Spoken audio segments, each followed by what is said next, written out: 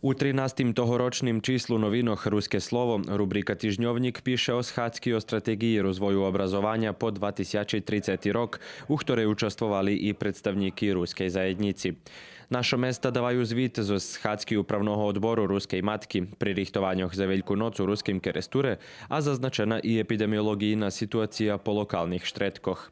Ekonomija piše o tim jak robi pijac u ruskim keresture pod čas pandemiji, o šacu paprigi i stanu žita u Đurđovskim hotare. Kultura i prosvita piše o novostoch zo keresturskej i Đurđovskej školi, dok na bokoh rubrike Ljudze, rok i život predstavena Jasna Papuga zo Belgiji i Vladimir Rac zo Kanadi. Duhovni život piše o zakončenju projekta Nitka ljubovi u familiji i o shodu katolickih vladikov u Republiki Serbiji.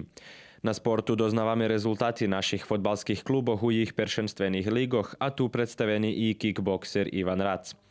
Na koncu novinoch nachodíše rubrika s receptami horúci tepši, a jak dodatok u tým čišľe vyšlo literatúrne slovo.